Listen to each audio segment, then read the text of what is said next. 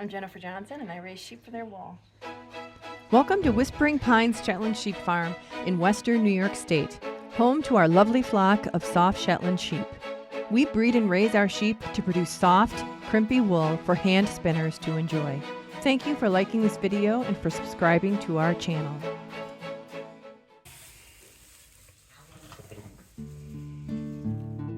As lambing winds down, we find ourselves at the tail end of a season that always seems to move faster than we expect. 3 more ewes gave birth recently, and the very last lambs, twin rams, lost their mother just a day after they were born. So for now, we are bottle feeding, helping them find their way. The firstborns are already out on pasture, transitioning into their next chapter, getting a small taste of independence. The next oldest are leaving the jugs and joining the other lambs in the common barn space. It all changes so quickly. One moment they're newborns, and the next they're part of the flock. This part of lambing brings a quiet kind of intensity. You're pulled between deep introspection and nonstop action. It's a season that doesn't let you look away, not from the beauty, the heartbreak, or the small triumphs. Maybe that's why it stays with us, because in just a few weeks you're reminded of how fleeting everything is and how deeply it matters.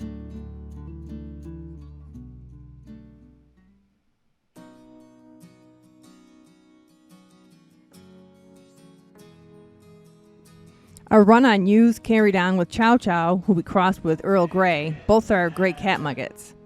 This ewe lamb is solid black pattern, and she is spotted. The name for her spotting is called smerslet, which is markings on the forehead and nose. So if you're counting, we're now at 4 rams and 12 ewes, which is an unprecedented ratio here on our farm. She is spotted, but her fleece will be a lovely black color, hopefully with the density and length of her mother, Chow Chow, whose fleece is just spectacular.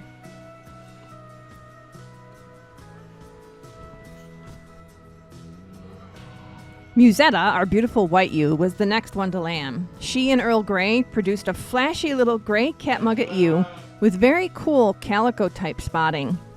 I am not a fan of spotted fleeces, as you might know, but this little ewe lamb will add a nice contrast to the palette of ewes on the pasture. She's well built, and she's developing nicely.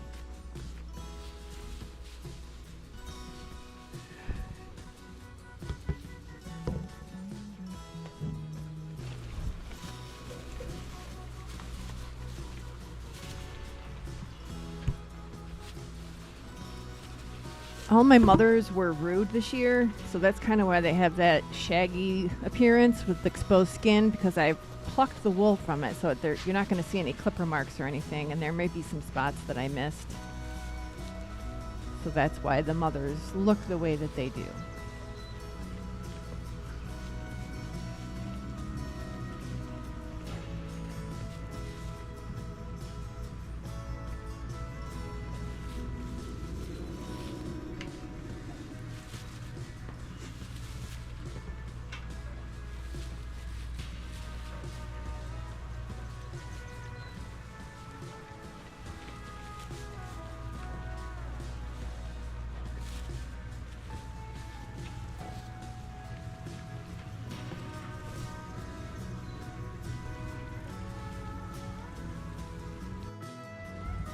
Then Yuki and Trotter had these twin ram lambs, gray catmuggets. One is spotted, and they're both lovely. This was the final ewe to lamb in the 2025 season. They have very soft fleeces and inherited the great build that we always get from Yuki's lambs. So lambing is complete. I'm heading out to the barn, and I have my bottle feeding stuff here because we did end up with bottle lambs this year. The last ewe we had, lamb Yuki, had twin ram lambs, and she ended up dying the day after. So I'm pretty shredded about it, but you know, we did everything we could. We did the best we could, and sometimes things happen that are out of our control. So it ends up now that I'm bottle feeding 2 adorable little ram lambs. It's going really well. They're gaining weight. They took to the bottle right away, so that's all fine. But that'll be, you know, every 4 hours taking care of them, which I kind of love taking care of stuff, so it is what it is. So I'm going to go in, and the main flock is on pasture now, so I'm going to put them out on the pasture. Then I'm going to manage my mothers. So many of them have been out of the jugs and in the main area. A few are still in jugs, so today we're going to do pasture practice with them, and there's probably going to be a frolic, so I can't wait to see what happens today. Hey.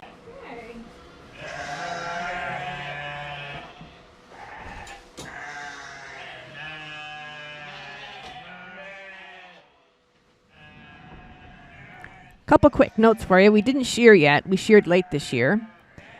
So that's why everybody still has their fleeces. And they're going out to pasture. We have this lane that goes out into our pastures with openings into all the different paddocks. And this is how we manage parasite load, especially early in the summer. Okay, so I have just let all my unbred ewes out. So they're out on pasture. There's 4 ewes that spent the night with their lambs in the open area. So they have hay in the open area. I gave all the moms in jugs a little bit of hay just to get them situated. Now I'm going to bottle feed my lambs, and then I'm going to let out most of the lambs in the jugs with their mothers for pasture practice. It's kind of chaotic.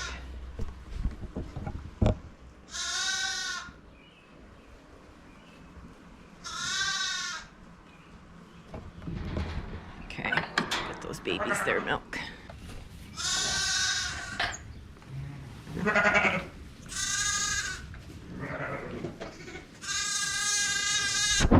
you hungry?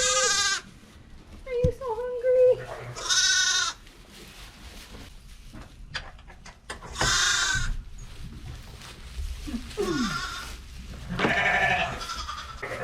There we go. There we go.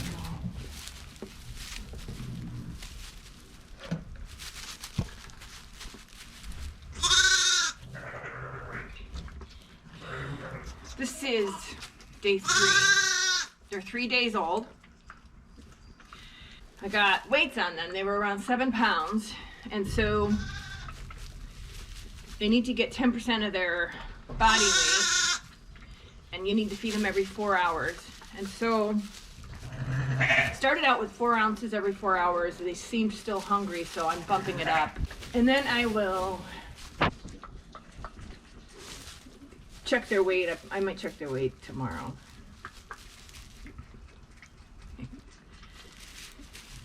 So when you bottle feed lambs, they don't take to the bottle right away.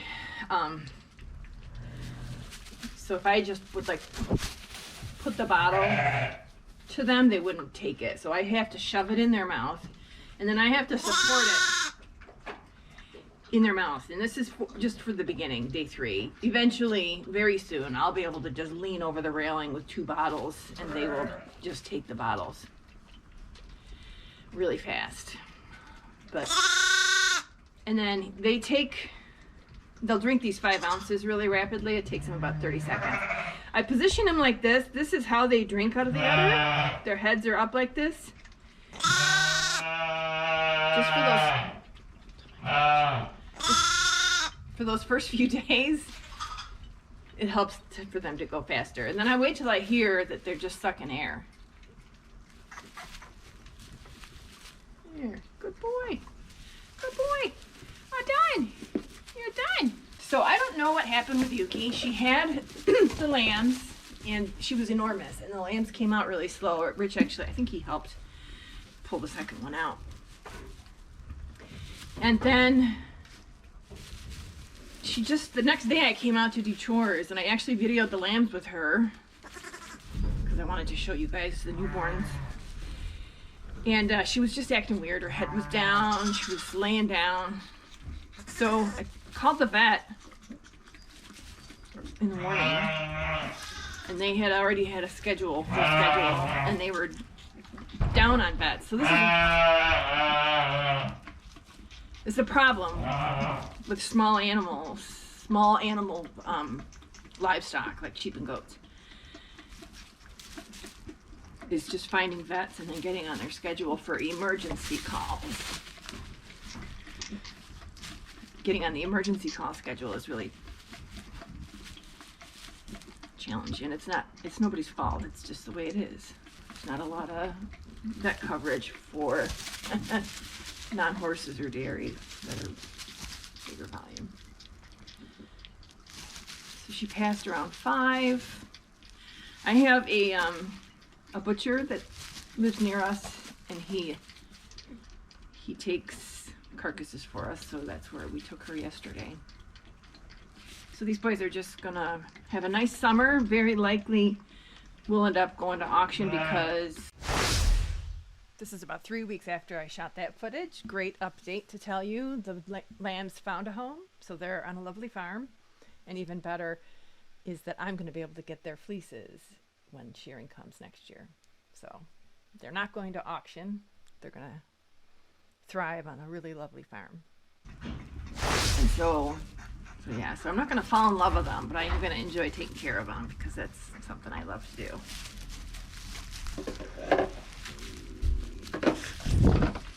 Yeah. Yes, I do love taking care of you babies. Are you still hungry? They do act like they're still hungry, but you don't want to overfeed them because then they can get diarrhea and stuff, and you just don't want to overfeed your lambs, do we? I'm not going to fall in love with them. I will not do it.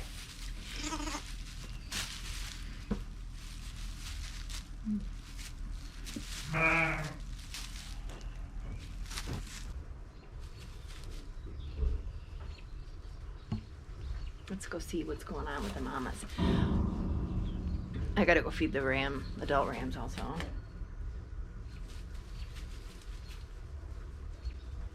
I could put they're yearlings now, the 4 yearlings. I could put them on a pasture, but it shares a fence line with the ewes, so I'm gonna wait. And I have pickups coming up. There's a lot going on. I'm shearing next Thursday, Fiber Festival that weekend. People picking up sheep middle of June. I still have to finish ruing a few ewes. I'm making progress on ruing. And then I have to put the fleece auction together. That probably won't happen till the end of June now, the way things are going.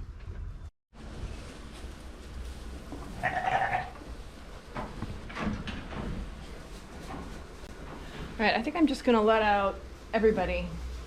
It's gonna be chaotic, but they've been in their pens for a while, so it's time.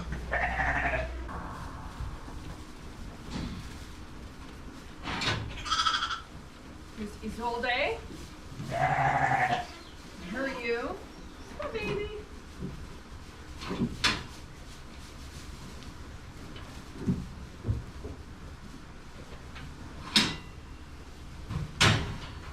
Hughes. Chow.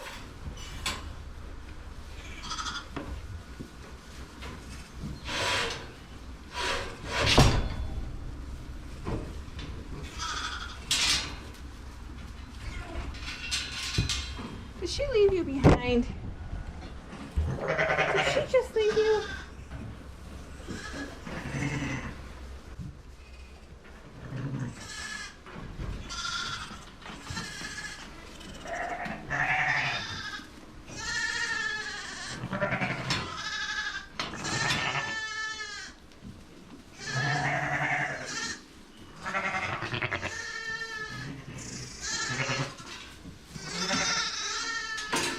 We're just practicing.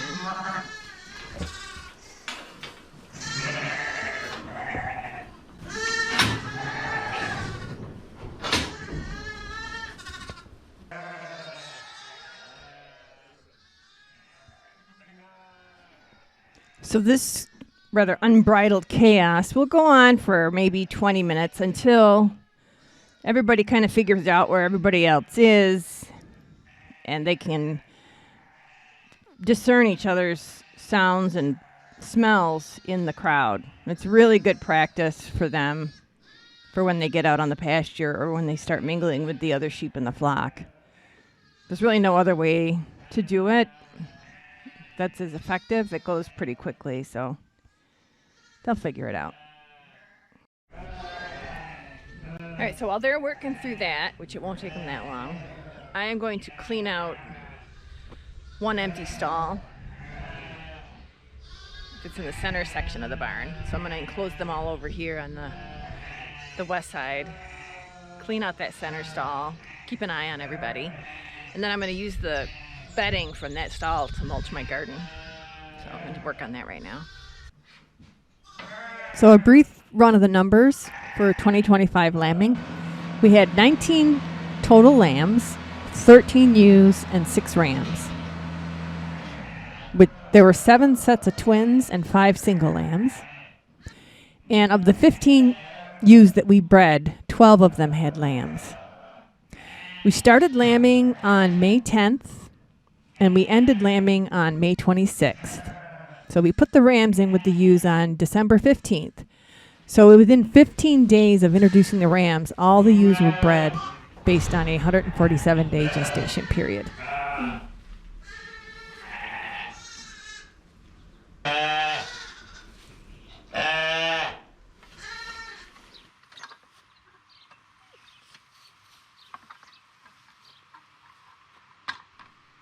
The bedding from the lambing stalls is mostly straw. There's very little manure because they're only in there for a short time. So it makes an excellent compost, and I can use it right out of the stall. I don't have to let it sit for any period of time like I would just fresh manure.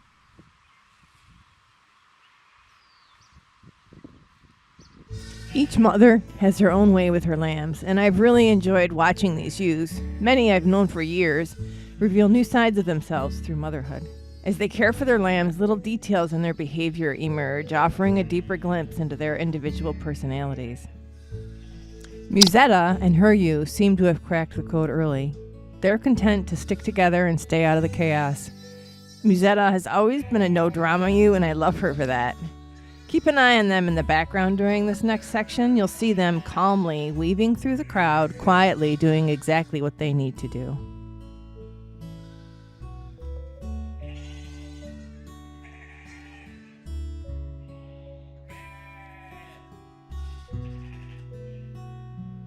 This is Isolde. She's the gray ewe with the white patch on her head.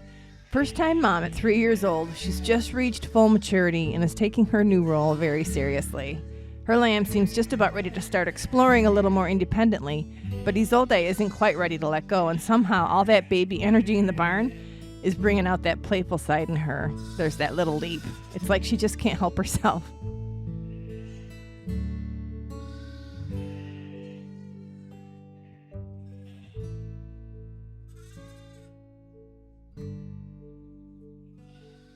This little spotty is Mrs. Hughes' black and white ram. He's so flashy.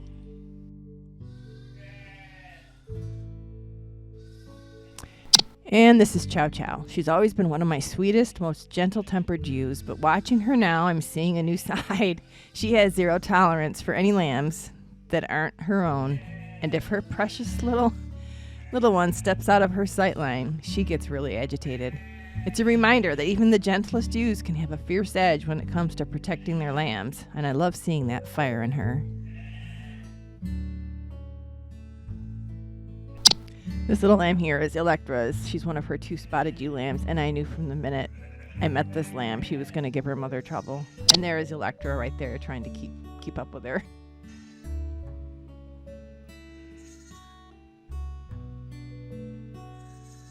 She's already made a lot of friends, but Electra's just not ready.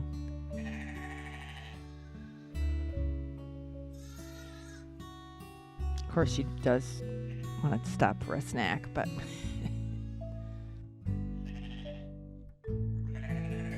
This is Tosca, and I gotta admit, she's a bit of a mystery. She's shy and standoffish with me and not above a nip when she's on the grooming stand. I expected her to be a handful with the other moms, but she's just quietly attentive.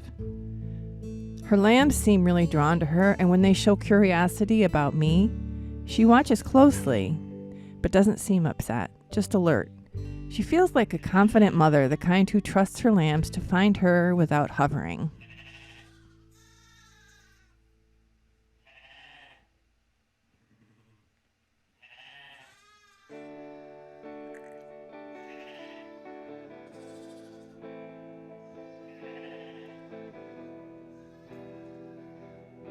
That's Tosca's little white ewe right there. Oh, no, it's not. That's Chelsea's white ewe. Tosca's white ewes got black. There's Tosca's ewe, the black face one. With the black around her eyes. Sometimes Tosca will lead him into quiet corners of the barn, away from the bustle. Her lambs were friendly at first, but I backed off. I got the sense she'd rather I give him space, and I really want to respect that.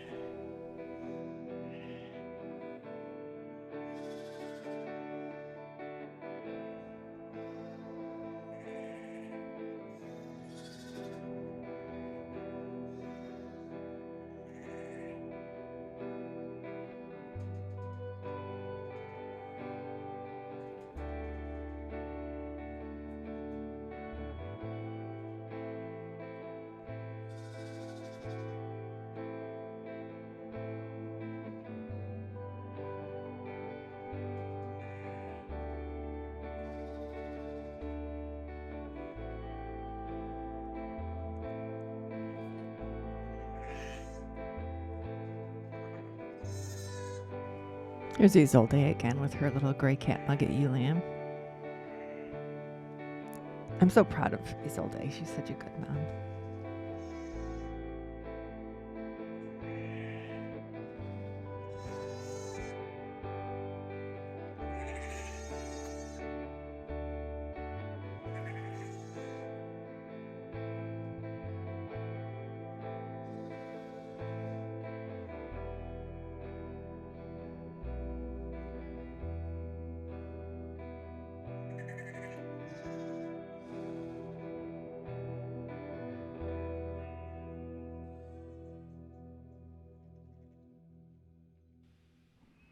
There's Electra's ewe lamb again there in the background, exploring. She is bold, beautiful, and is definitely going to be a handful. She's constantly testing the boundaries. She's pushing her mom's buttons and exploring every corner she can find. I have a feeling she's going to keep us all on our toes, and honestly, she is quickly becoming one of my favorites.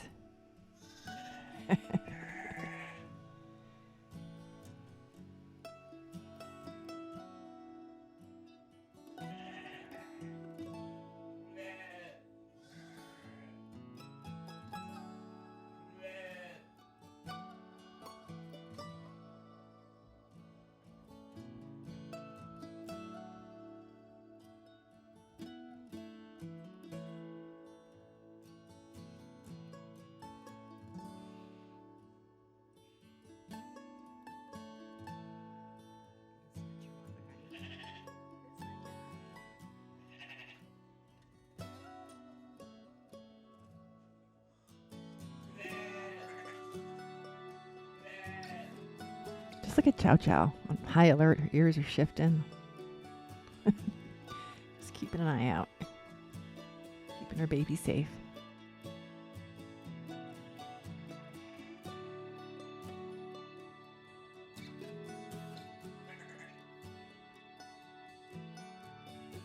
So there's this little dip underneath the gate, and unfortunately it's right where I store the hay, so everybody has discovered that, and she must have seen them doing it before or something, so she's copying them. And here's Chelsea, the first ewe to lamb this year. She's from the UK genetics that we brought in through AI. She was born in 23. And I'll admit, I've never fully warmed up to her, but she's starting to chip away at me. Watching how calm, competent, and loving she is with her twin ewe lambs, the pink-skinned white one and the little gray cat, I'm seeing her in a new light.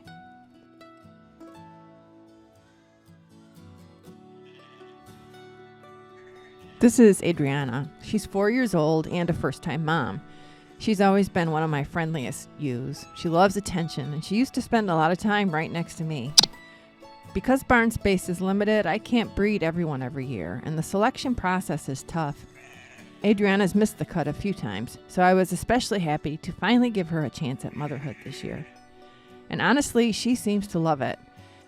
She's raising a Morat spotted ewe and a ram with little white sprinkles on his head, both with really nice fleeces. Out here, she's totally at ease, confident enough to claim the best hay while the more anxious moms are still chasing their lambs around.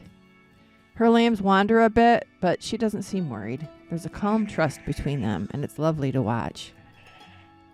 Maybe this sounds a little silly, but I'm kind of jealous of how much affection she showers on her lambs, the kind she used to save for me.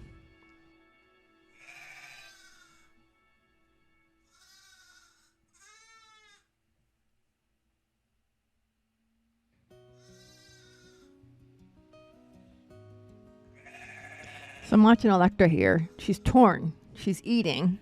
She's hungry. But she knows something's missing. So she's got her one lamb there next to her. But the other twin, she can't see her. She doesn't sense her. But she keeps eating even though she's agitated about that one missing lamb.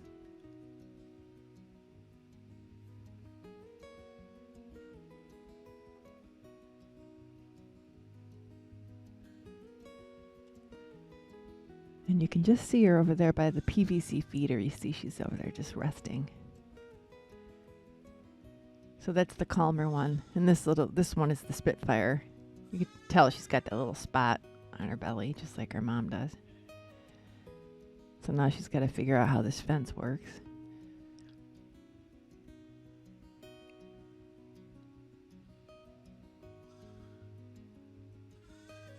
Later on, you'll see she does find her, but through most of the rest of this footage, Electra is just really conflicted.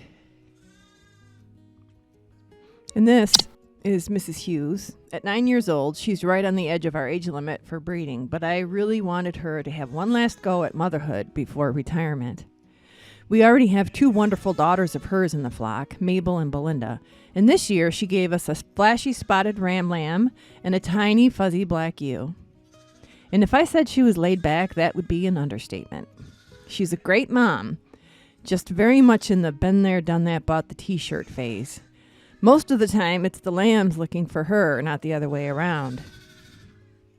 They always end up sticking close, though, like they know she might wander off and only notice they're missing a few minutes later. But hey, it works for them. And amid the chaos, Musetta's lamb quietly nurses and Mom serenely chews the massive wad of cud tucked in her cheek.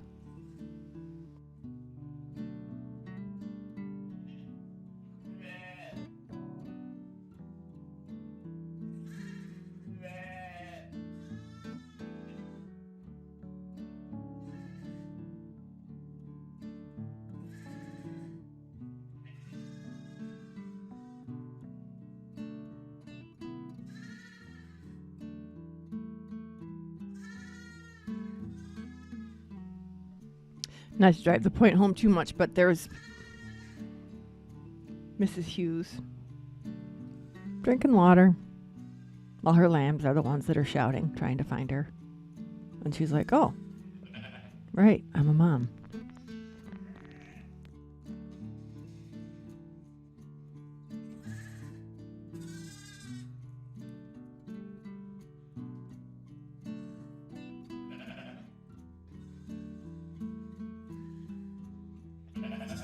Also notice how she's not aggressive to other lambs either. She's like very laid back, takes her role as a great auntie very calmly.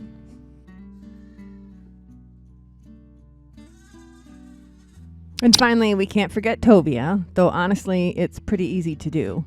She is an incredibly shy ewe with this strange, almost magical ability to make herself invisible. Even when the whole flock's in one wing of the barn, she somehow tucks herself behind others or just stays out of sight. So it's not surprising that it's taken me this long to actually see her on camera and confirm, yes, she's doing just fine. Beyond that, I can't say much. She's that good at staying under the radar.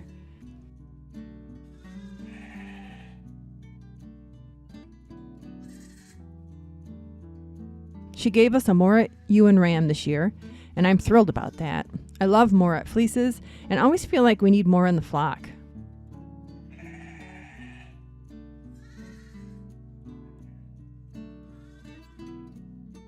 Her lambs are a little leggy and unmarked, so that's how I tell them apart from Adriana's lambs. That teeny little black ewe, she's channeling the bird from that book, Are You My Mother? That's Mrs. Hughes' little fuzzy black lamb. I can't figure out if she's playful or panicking.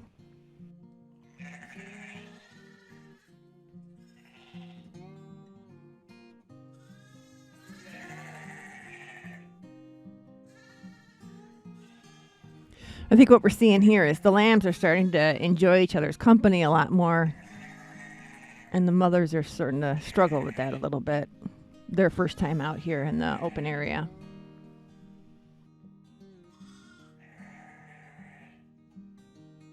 There's Mrs. Hughes and her little ewe that has been looking for her.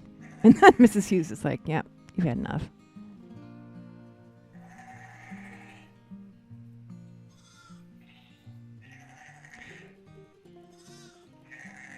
So Electra has just now had enough of the absence of her second ewe lamb. And she's earnestly looking for her now. Not distracted by food. And no, she's not out there.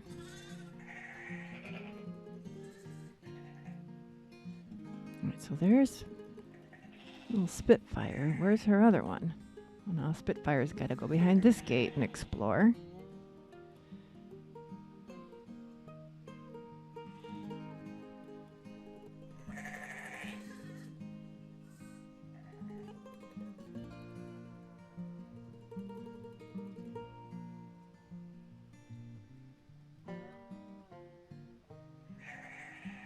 Just to check in all the lambs to see if they have the right smell.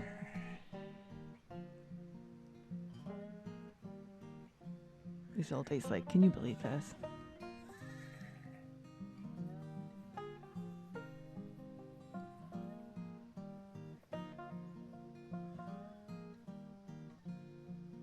All right, maybe just a quick snack, and then I'll keep looking for her. And there she is still. So when I saw her laying there, I actually got a little nervous. I was nervous maybe something's wrong with her, but she was just taking a little nap.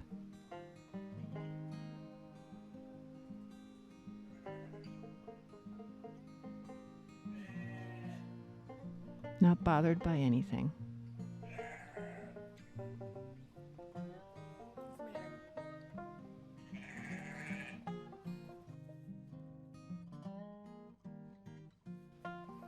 Nice little stretch.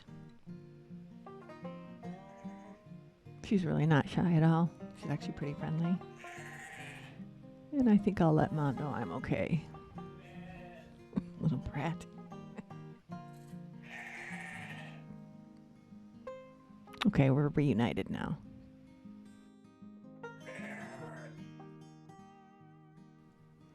So that wraps up our little overview of the mothers, each one with her own approach, her own rhythm, but all doing the work of mothering in the middle of all the mayhem. So I went in the house, I had some lunch, so it's been about 3 hours since I was out there, and gave them the entire barn to play on. So I want to see how things are going, if they've settled down at all.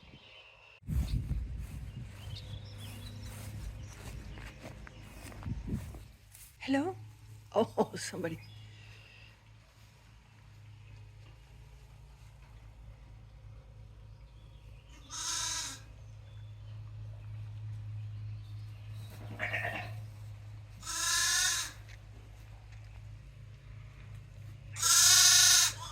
All right, we're going to feed you in about 30 minutes. All right, come on, let's go.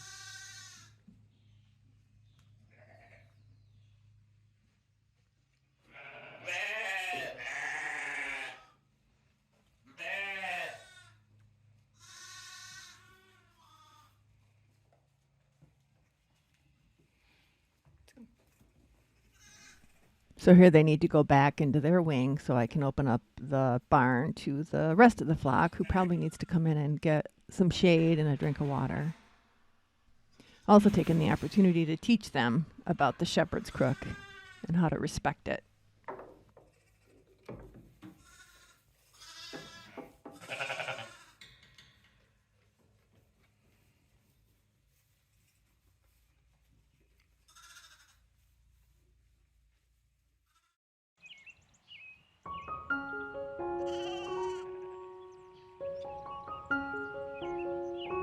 And just like that, they're part of the flock.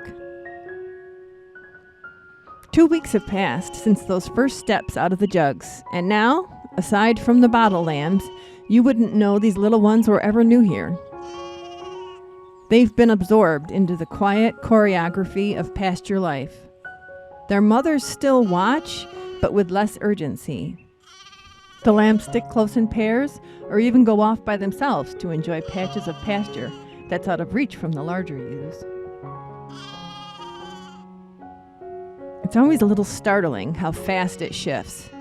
From sleepless nights and hourly checks to this wide, open rhythm. You still carry the season in your bones, but the farm begins to breathe differently. This is the part where the work continues, but the pace changes. And you're left with the sound of the lambs in the field, and the feeling that somehow, through all the chaos, everything found its place.